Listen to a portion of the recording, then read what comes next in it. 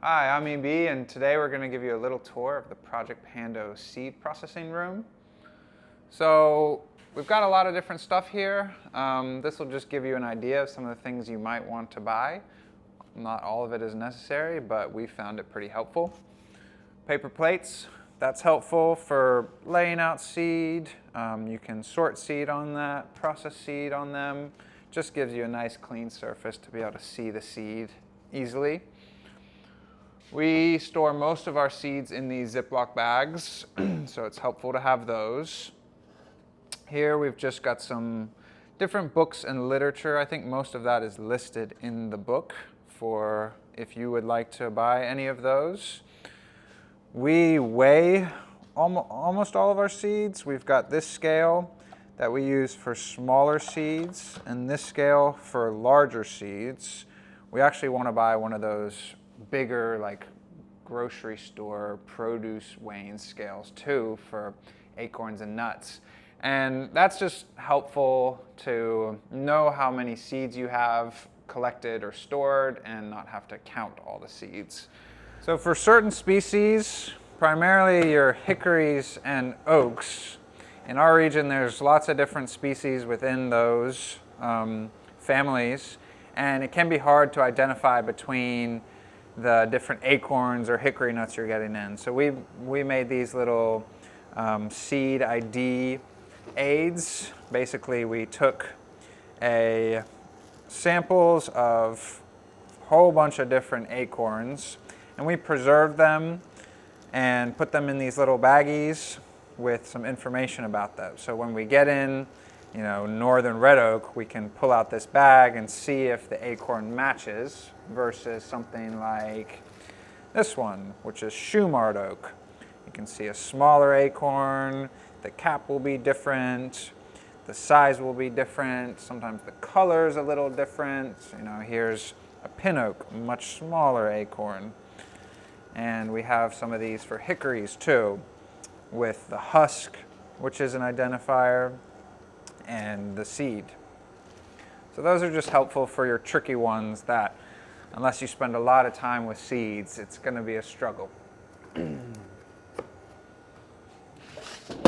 Here are some tools that can be helpful.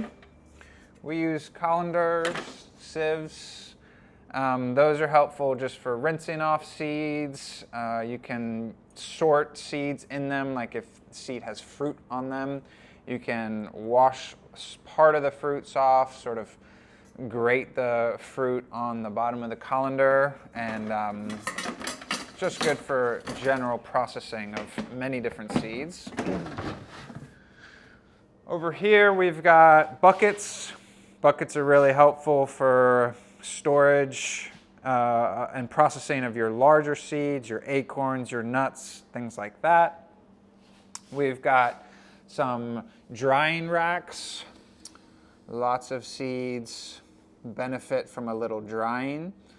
So we've got this nice little rack, but then if you want something simpler, you can make a rack like this. This is just a frame and some hardware cloth on the bottom. That works really well. You can make them that size. We've also got some bigger ones here. You can use whatever size makes sense for your space. A sink is really helpful for washing seeds.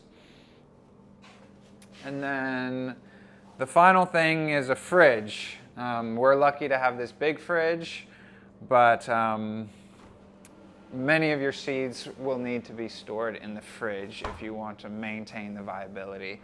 So we play around with different types of containers and different sorting mechanisms, I guess I would say. But this is one we're using this year and we like it. These flexible baskets work well. And this is our section for dry seeds. So here we have American elm, nicely labeled. A different elm that we're not actually sure of the species, nicely labeled. And we've got all of our seeds organized cleanly in that. Those are our dry seeds. we have a different section for moist seeds. So if we pop open this container, you can see we've got seeds that like to be kept moist, like pawpaw here or ironwood here. And these we just add moist paper towels into the bag. That keeps them moist enough. But we keep these separate so we're able to come through and check for issues like mold or something like that. Moist seeds need a little more care than the drier ones. And then finally, since we work with volunteer seed collection, this is a container for new drop-off, so volunteers can just bring seeds and put them in here.